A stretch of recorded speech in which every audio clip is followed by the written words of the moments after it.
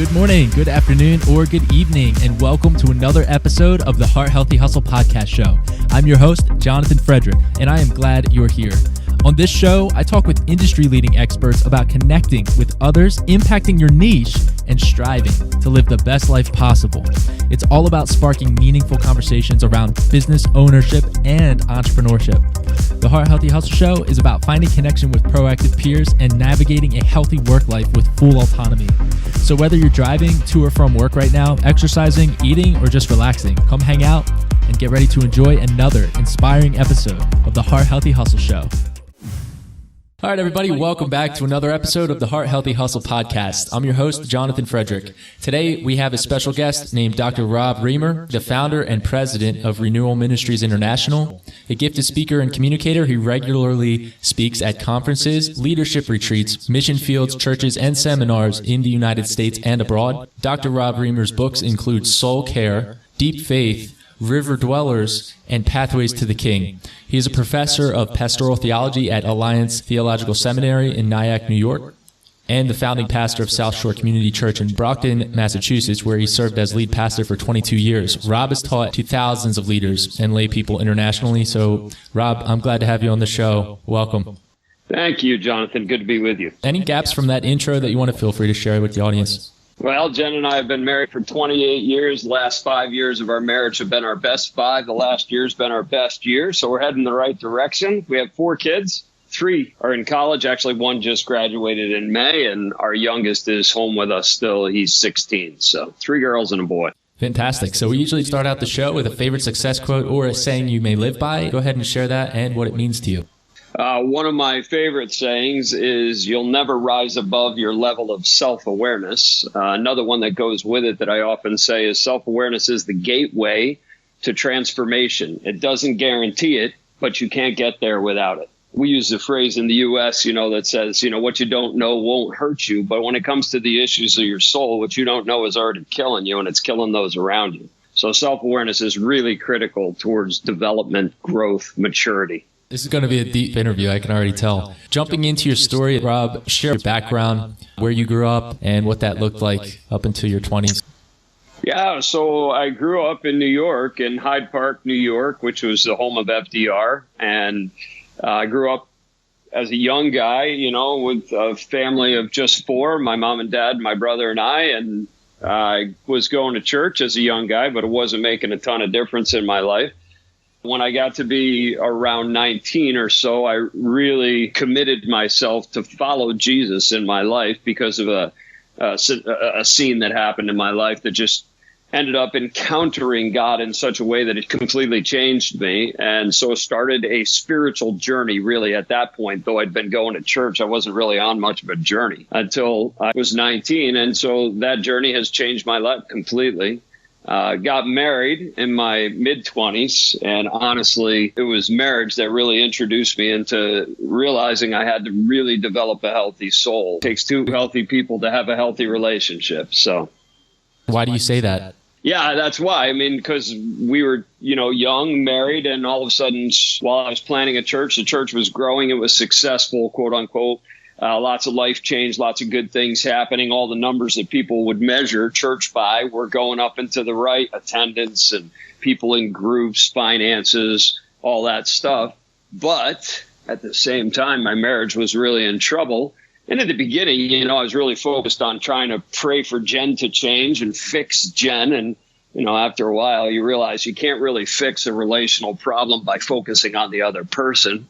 It really does take 2 healthy people to have a healthy relationship. Scale of 1 to 10, if you're a 5, the healthiest relationship you'll ever have is a 5.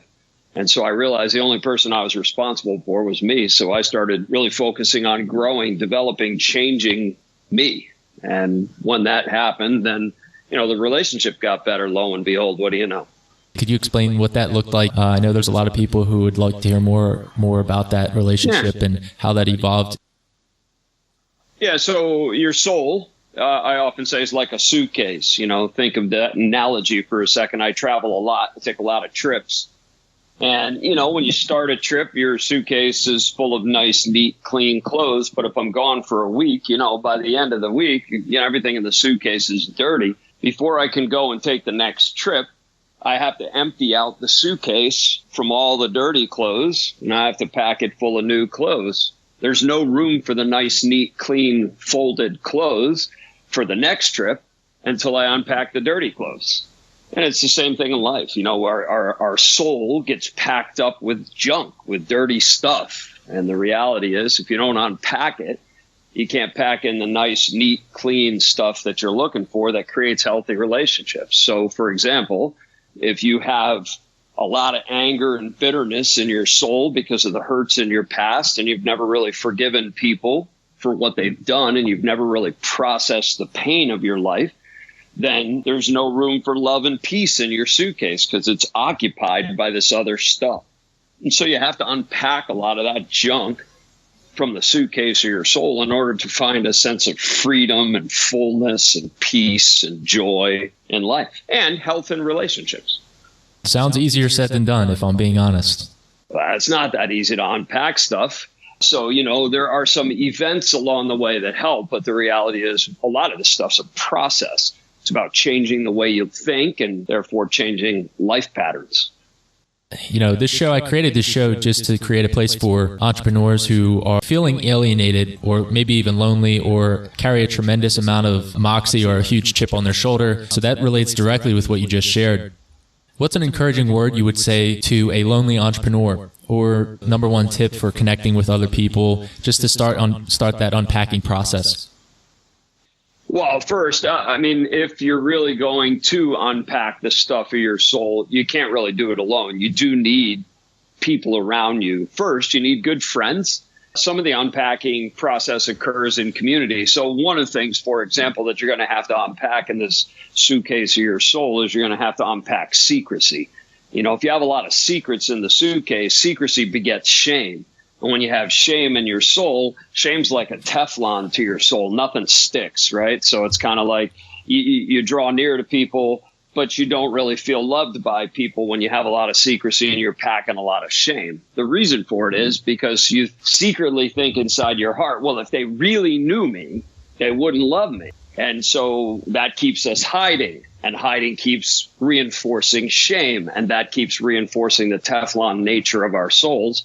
So if you want to start unpacking, one of the things you need is to be really honest in a group of people that are safe people. Now, a lot of us have been burned in community, and so we're reluctant to step out and be honest. We're afraid somebody's going to hurt us. But the truth is, when you've been hurt by community, you can only truly be healed in community. Wow. So you have to be careful, but you have to develop those kinds of friendships. It starts by, I give you a little bit, and I see you were faithful to the trust that I gave you. I shared a little bit of my heart and soul with you. You were kind and compassionate. You didn't break confidence. So then I go the next step further and I share a little more. Again, you were kind and you were compassionate. You didn't judge me. And at the same time, you were faithful to the trust. So I take another step and you start to develop relationships. Nobody gets better in a silo. Everybody has to get better in community. And on top of having friends like that, where you're unpacking stuff, sometimes you need good resource people to unpack this stuff, I mean, a therapist. I run soul care conferences all over the planet for the same reason, because a lot of times we need help unpacking the suitcase of the soul. With that being said, why do you believe it is so important for someone, business owners especially, to increase their self-awareness, face their wounds, and move forward from the past? First, the reality is a whole bunch of business entrepreneurship is really about relationship. It's at the end of the day, if you don't have a trusting relationship with your clientele, you're not going to be successful in business. That's just the way it works. Relationship is built on a foundation of trust, so you have to be able to connect. The reality is I can't connect well with others if I lack self-awareness. There was a book years ago written by Dan Goleman, who was kind of the champion of the stuff out there in the business world on emotional intelligence. And one of the premises Goleman has in this particular book, which is called Primal Leadership, he's dealing with, sort of the leader's self-awareness impact on the leadership environment. And what he says is, if you don't have self-awareness, and I'm paraphrasing, but if you don't have self-awareness, you'll never have other awareness, or what he calls empathy. And so he says, if you lack self-awareness, there's always going to be a gap in your empathy, which is always going to leave holes in relationship, which is going to create disintegration or distrust. And so it's going to affect your leadership. And I think he's spot on. I'm interested to hear how would that manifest itself in somebody's posture, having true self-awareness. I feel from my perspective and from my own journey thus far that it would actually look like you are clueless or your posture should be that of a student where you're always trying to figure out, how to improve your self-awareness. Because I can already hear some people saying, well, I read like 10 books on self-awareness. I know all about this. And it's like, well, then you're probably not self-aware if that's your stance. What would you say to that person? Yeah, well, it takes one day longer than a lifetime to become a healthy person, right? From a Christian perspective, I would say when I finally meet Jesus face to face, I'll be like him. In the meantime, I'm on a journey. So you always have to have a posture leaning into growth. I think that's just developmentally solid approach to life. Nobody has arrived. However, the reality is one of the ways you develop self-awareness, reading books is helpful. I write books, and I've read dozens and dozens of books along these lines. I've been to conferences, also helpful. I had those good friends, also helpful. But one of the ways that I really developed self-awareness, honestly, is going through conflict. You go through conflict, and people, because they're annoyed with you, will tell you things they wouldn't tell you when they're not annoyed with you. And so, all of a sudden they drop some filters, and they're not playing our Miss Nice Guy anymore. They're going, you're really ticking me off, and this is what's bothering me. But the truth is, while they may say it with edge, and it may be a little mean, they're probably telling you stuff you need to hear. When people are annoyed with you, they're more likely to tell you the whole truth. They drop their filters. They're no longer saying things with this niceness and compassion. Now they're telling you the whole thing. And the reality is it may be a little edgy. It may be a little painful to hear.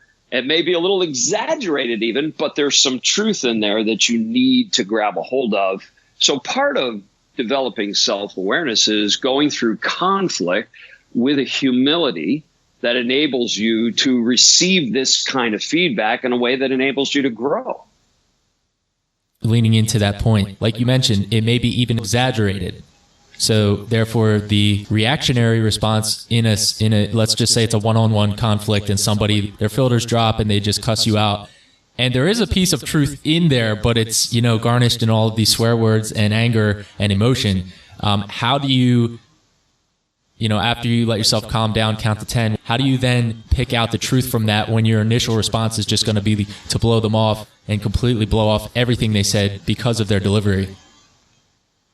Yeah. For example, when Jen and I went through the first round in marriage where we had a real conflict going on, she didn't like me anymore. And, I started trying to peel back the layers. Why don't you like me? What's happened? How come you're upset with me? And in the beginning, when she's telling me this stuff, it's all been packed inside tight into the suitcase. She just takes the suitcase of her soul and dumps it, right? So you just get the whole thing, blah, big mess. And so there's exaggeration. You have unfiltered, undeveloped thought process. It's not like she took all these painful thoughts, synthesized them neatly, and said, oh, here's 3 things in a very calm manner that I'm upset with. No, it's more like a shotgun, that's just that's a great analogy. Big mess. It's not a rifle, it's a shotgun, right? And so it's this huge buckshot approach. Right. So what I did in the beginning was everything she said, I would defend myself. And the reality was, it went like this. She would say, I feel like you don't listen.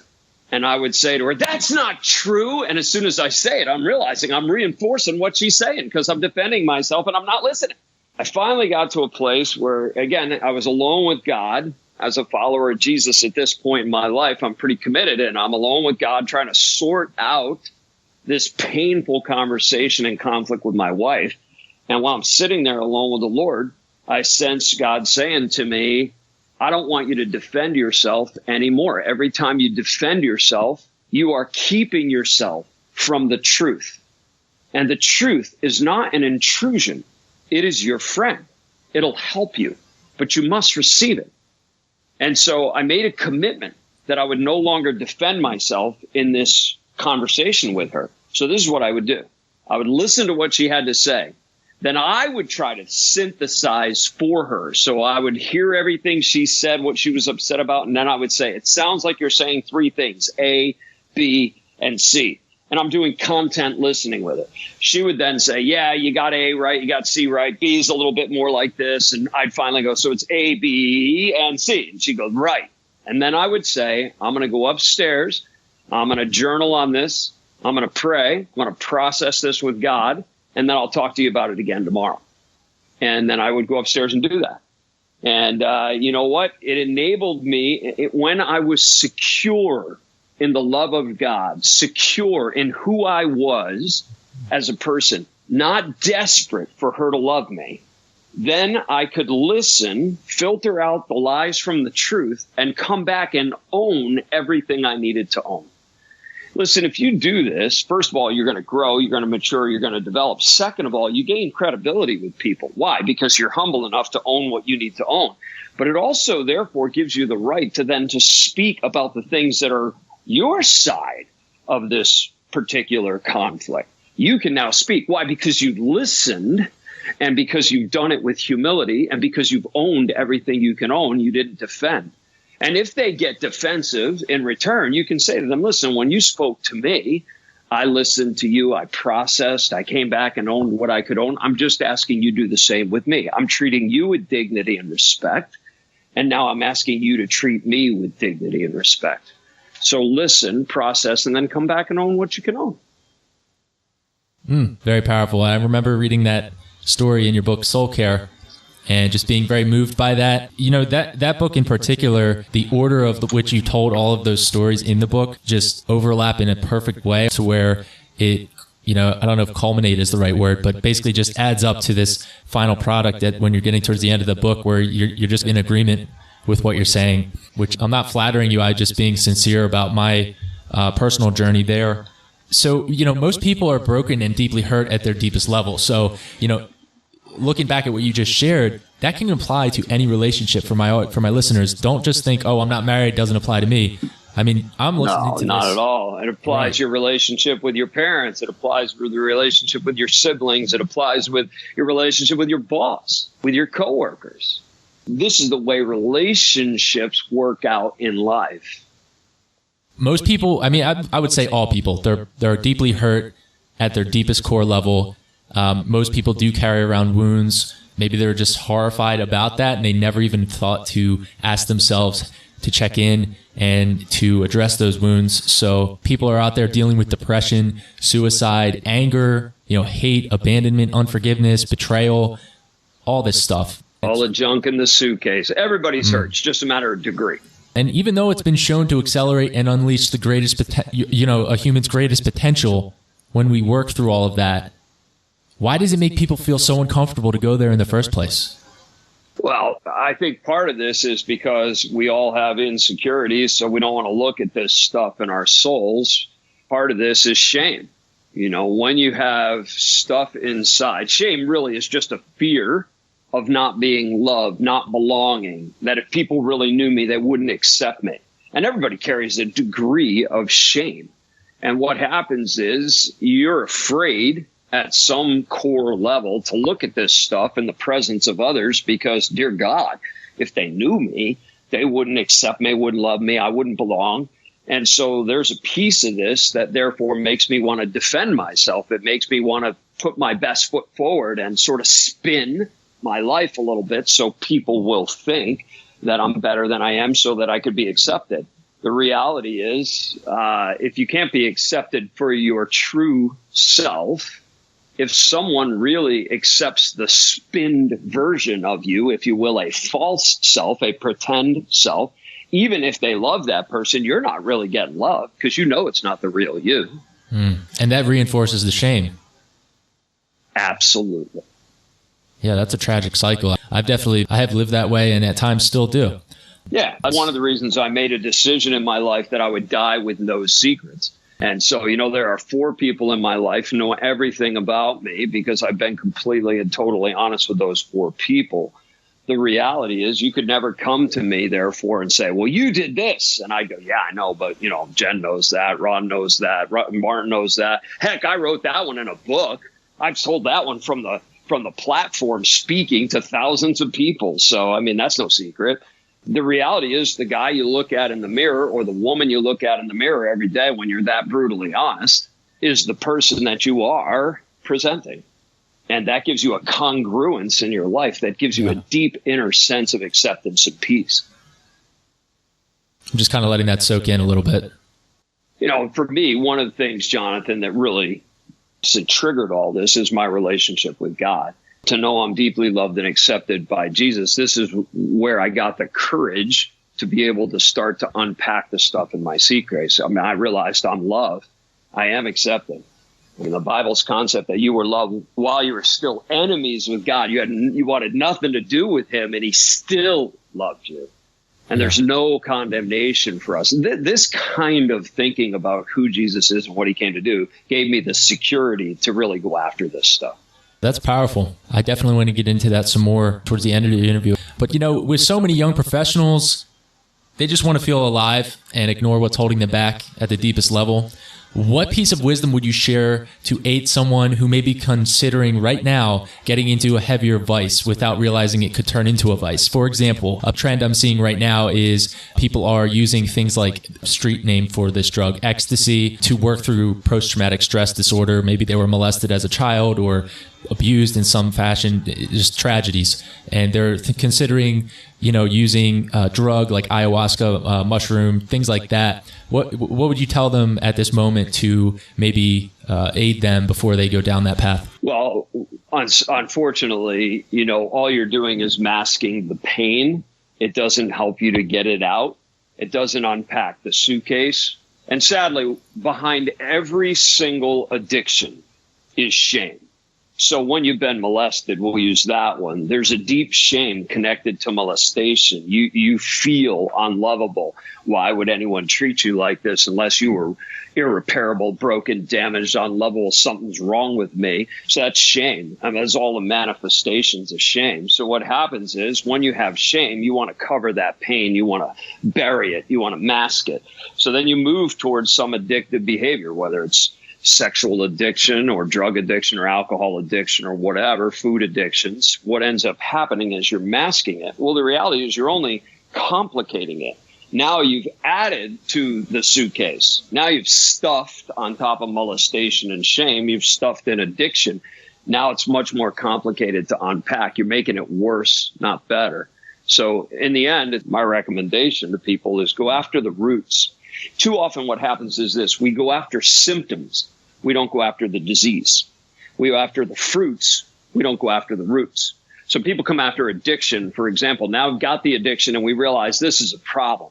So now we go to get to help, right? We go to AA or NA or whatever it might be. We go to get some help with the addiction. Well, that's great. You're going to be honest. Hey, my name's Rob. I'm an alcoholic, whatever. I'm going to be honest. And that's a huge piece. Honesty, again, no secrets. That's where it starts, right? But unless you get to the root of the addiction, what's underneath that? Unless you get to the root, you won't break it. You got to get to the root. Otherwise, you're just going to substitute another addiction. You go from taking drugs to possibly gambling addiction, spending addiction, whatever. The point is you'll sub out another addiction until you get to the root. You'll become a performance addict, for example. You may substitute more healthy, quote unquote, societally healthy, acceptable addictions, but you'll still be an addict, just be expressed in a new way. You won't have freedom. That's a big point I want my listeners to tune into. Also, a response to that, Rob, would simply be, I've been hearing, and again, I've also heard it the opposite of this, but I've heard that there have been soldiers who come back from serving overseas, and taking ecstasy was a drug-induced journey to unpack their suitcase. And after that trip was over, even just one trip, the results are a little mixed. They actually were assisted in unpacking that suitcase through that drug-induced, unpacking session or whatever you want to call it. That's what I'm not just talking about, let's go get high and and drink all the time. I'm also talking about quote unquote potentially useful type of drugs and then where that could lead. Yeah, and so what I would say to that, Jonathan, is I would feel if it was my son or my daughter, I would feel a lot more comfortable if they were doing it under supervision of someone who is prescribing medicines that could help them access some of these deep pains and help them with the level of pain they're carrying so that they could unpack the suitcase and get free. My concern is how quickly our self-medicating becomes addiction and how quickly we mask and don't really process. And so for a lot of us, we just need that help to be able to have a resource person around us that can help us to appropriately medicate when necessary and also unpack. So what's the first step for initiating soul care and unpacking your own suitcase then? Suitcase of our soul. It really depends, right? It depends on the level of issues that you're battling with and how intense they are for you. For some people, let's say they're suicidal, they need to go get professional help.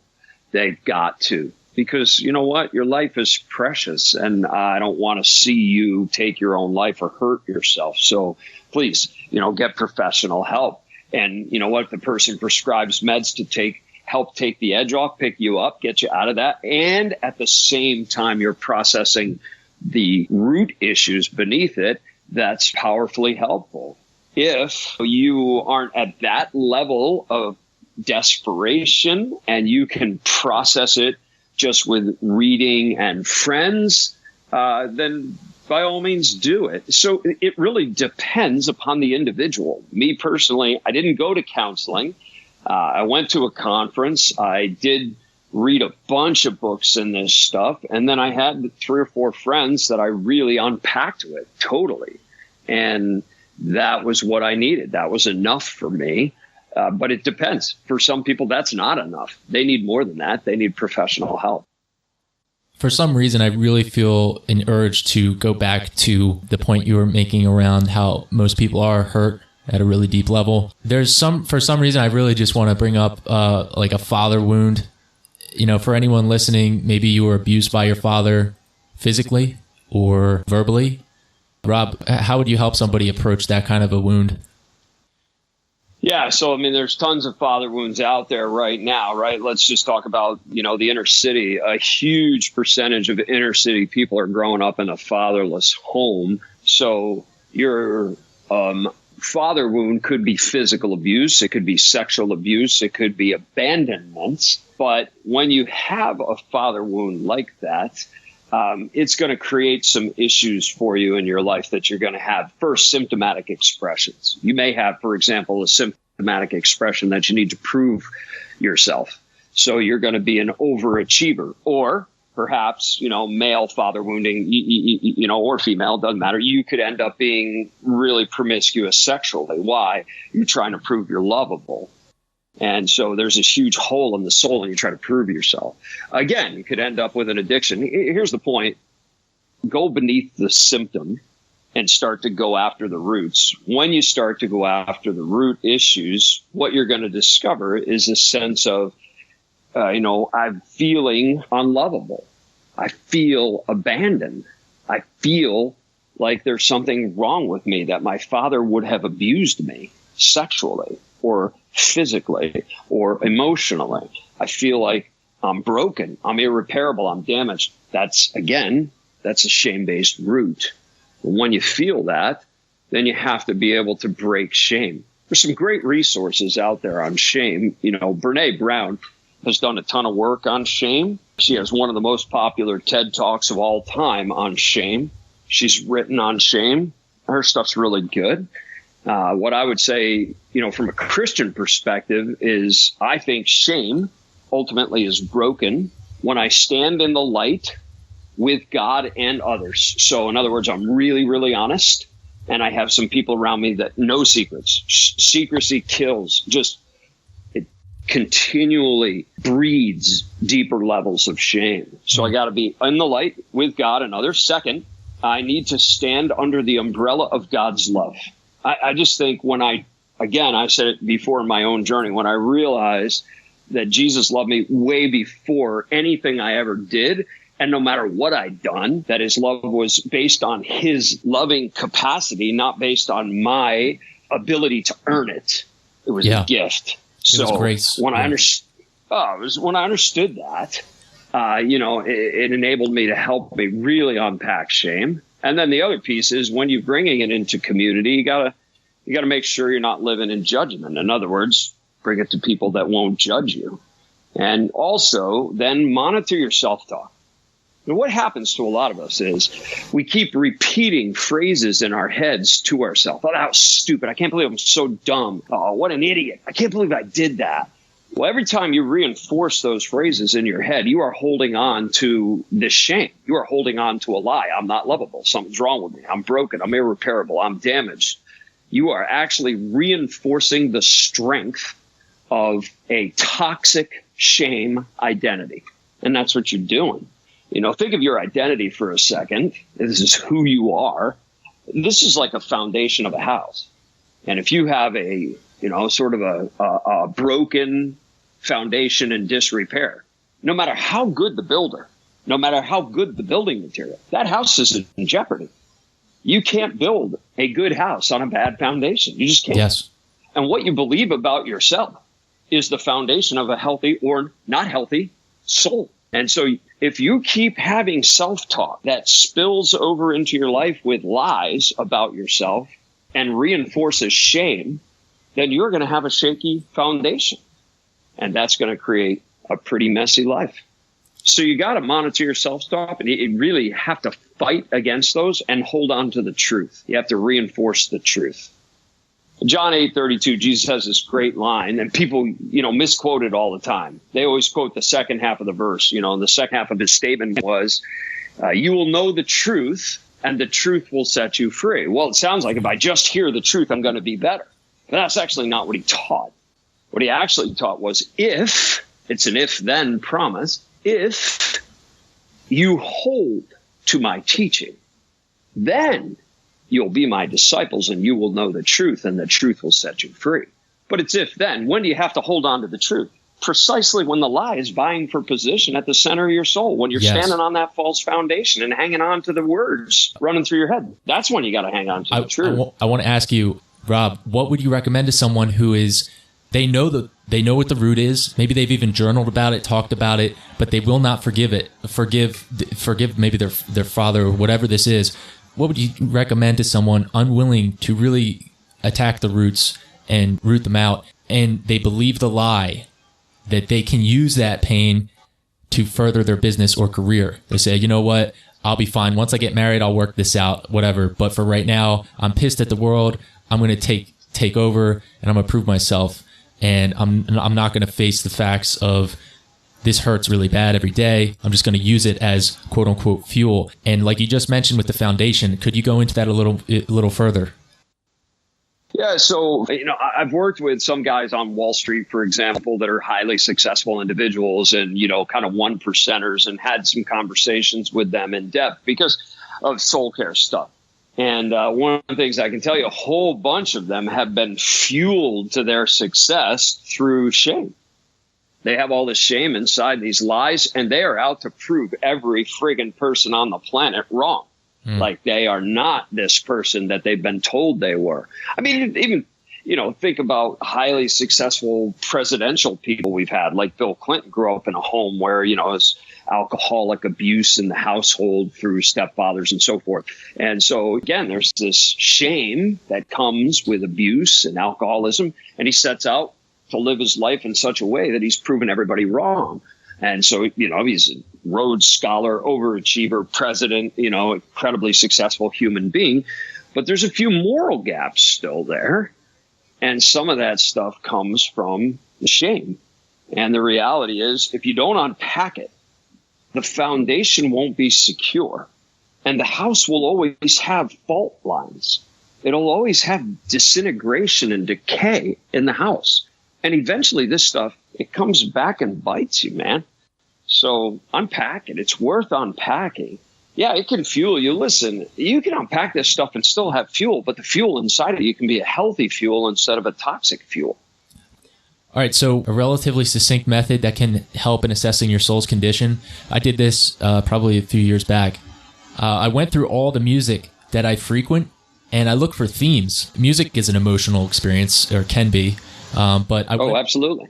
Okay, good. So I went through all the artists, playlists, and songs, and the themes I unpacked from the music, from what I recall, predominantly were anger, defiance, betrayal, abandonment, pain, and like disloyalty, and some others. And I think that is a very succinct method for somebody. Maybe you're not, morbidly depressed, that you just want to figure out your soul's condition at the moment. Maybe an addiction you're leaning towards. I would challenge you to go through your playlists and the music, the albums, the artists, the songs that you're constantly frequenting, and look for themes, because that really helped me to address certain areas of my life. Yeah, that's a great word. I think, Jonathan, music is incredibly soulish, and it often does reflect what's happening in our souls. So I think it's true. The other thing is, you notice it, for example, when you're sad, you'll tend to listen to sad music, right? You reflect your moods with your music as well. So, of course, it doesn't help you get out of sadness. One of the things towards the end of your book, Soul Care, man, I wish I remembered the reference, but you may have been quoting Paul, but you said, act on faith, not fear. And for me, I'm a man's man. I pride myself on that to a fault. But my point is, I don't walk around with my head down. I'm not ashamed, or so I thought. I wasn't walking around afraid of people, or afraid of almost a never back down mentality of, I'll rise to the challenge, whether I fail or succeed. However, I was manifesting anger at times when I would face strong rejections in my career and in sales and things. It wasn't personal, but I would still manifest anger based off that rejection. And I remember reading that, and that really, I just want to express my gratitude to you for writing that, and I was able to pick that up. I've written it on my whiteboards here, act on faith, not fear. And I've been just repeating that in my head almost, every day. The phrase that I actually use all the time, Jonathan, is you can either act on faith or you can act on fear, but you can't act on both. You have to choose. Now, hear me, you can act on faith while you feel afraid. In my own journey, I would say I never felt fear. It wasn't that I didn't have fear. The thing that happened was when I was afraid, of course, your body pumps adrenaline when you're afraid. It's a natural reflex reaction for your body. It's giving you the juice necessary to face whatever it is you're afraid of. So I never felt fear. I felt anger. That's exactly what I felt. And the other thing is, I can tell you the symptoms of fear, but I always have to get to beneath the manifestations down into the real roots and the symptoms. So what I feel is my mind starts racing. It kicks into overdrive, and I'm looking for solutions, right? I can feel a kind of a tension in my chest when I have fear, and I feel power. I feel this, it's the adrenaline surge. I feel this power in my body. Now, when I'm defensive, when I am, sort of in a position relationally in conflict, for example, where I feel like I need to win, those are always symptomatic of the fact that I'm actually living in fear and I'm acting on fear. And at that moment, when I say you need to act on faith, not on fear, that's the moment I need to hold on to the truth. I'm deeply loved. I am secure. I want this person to like me. I don't need them to like me. I'm okay. I'm going to be okay. Because really, in my case, Jesus likes me, and that's enough for me. And now, knowing that stuff, I hold on to it. And rather than acting on the fear, which makes me defensive, angry, seeking to win, withdrawing sometimes, hiding sometimes, not being truthful sometimes, all of those things can be actions of fear. Instead, I then lean into this conversation, and I do it with dignity and respect. That's my best day. No one does this perfectly. I've personally, for those listening who have the misconception that it's all condemnation and shame and you're not good enough and come and donate money to my church and all these like negative misconceptions, the truth is there's nothing like the love of Jesus. And the reason I'm upfront about my faith on the show is because it's an issue of congruence. It's 100% just congruence. I don't get a commission check in the mail if you feel blessed or offended by my openness. It has transformed my life, and Rob, yours as well, in every way. And if I truly believe what I say I believe, I have to be open with that. And so, Rob, what's one of the main things? You are enough is something I have heard spoken to me, and I believe it now. And that's that security that only comes by just being completely engulfed in that love. What would you say is probably like the number one misconception around Christianity from a secular point of view? And I think you're right about what you were saying about a lot of people perceive this as, judgmental, that, God is against us. The reality is, the message of the cross, the message of Jesus is that God so loves us that he was willing to come become one of us and die in our place. And it's a message of acceptance and love. There's a line in Ephesians that, God would choose us before the earth was founded. That's the plan for Jesus to come was way, way back before he even created the earth. He wanted us so badly. He was willing to set himself apart to do this. For me personally, the application of this is that the issue of my value, my worth in life was settled on the cross. Like from the cross, God's perspective on this is, I found you so lovable. I found you so desirable. I longed for relationship with you so deeply. You were worthy of the blood of my son. This is who you are in my eyes. That's a message of incredible depth and love and compassion and mercy. And it's full of good. It's not judgmental at all. That's good. All right, jumping into the Heart Healthy Hustle round, we'll go ahead and go into 3 categories. Heart, what activity do you use to care for and strengthen your internal character? This could be solitude would be an example. Sure. So I do spend a lot of time in silence and solitude. I find silence helps me to decompress, just the kind of personality I have. I tend to internalize stress a lot, type A personality stuff. So silence really helps me to unpack that, and it just gives me a deep sense of peace, and it's incredibly helpful. Health. How do you maintain your physical health when, your default mode, like you mentioned, you're type A, you're full bandwidth all the time? How do you keep your physical health tip-top shape? So I bike. Now, unfortunately, because of traveling as much as I do, I don't get to bike as much, but I generally was biking 3 to 5 times a week. And now when I travel more, it's less. But the truth is, you burn a lot of calories if you're speaking all day for 8 hours, a lot. And that helps. And then I eat really healthy, too. And I still walk even when I'm on the road traveling someplace. So I make sure I get in at least some good walking during the day. What's your main motivation for doing what you do? I guess the main motivation for me is I want to see people experience the freedom that God has for them. I hate to see people stuck and in bondage, and I want to see them experience fullness.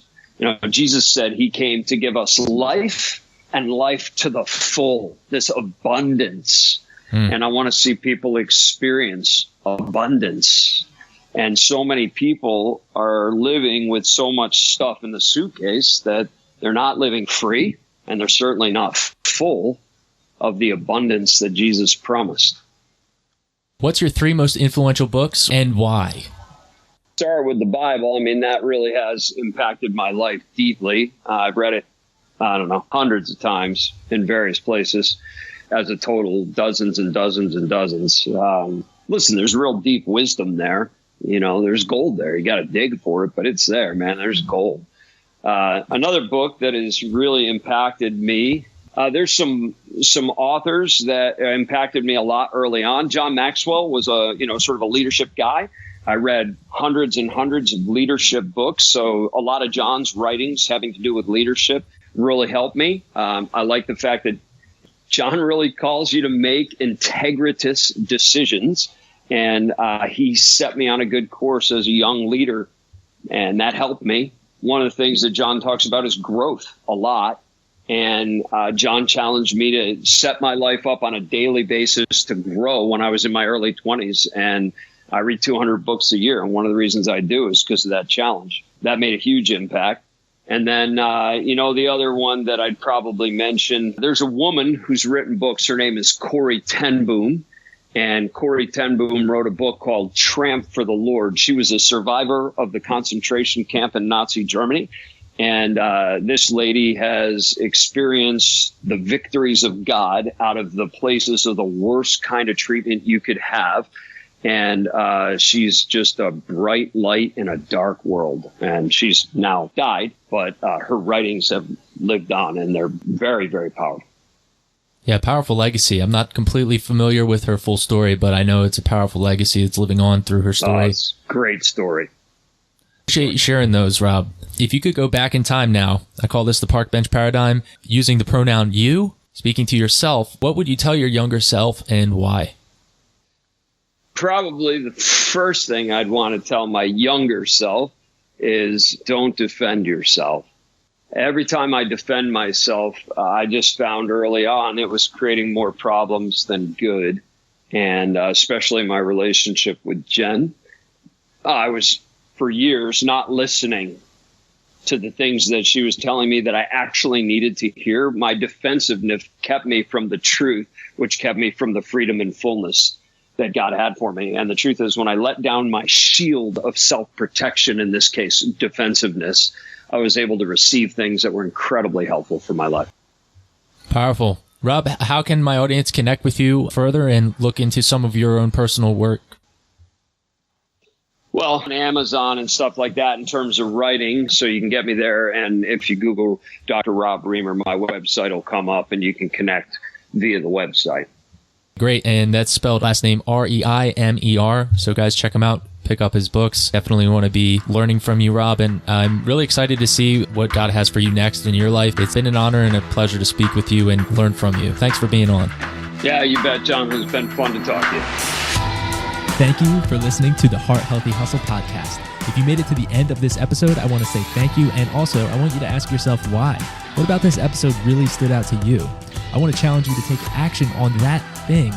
If you enjoyed this episode, I'd really appreciate your time and consideration to go ahead and leave a helpful review in iTunes, so it really helps the podcast grow and we can impact even more people who need this. Thank you guys for all of your support, and I will see you in the next episode.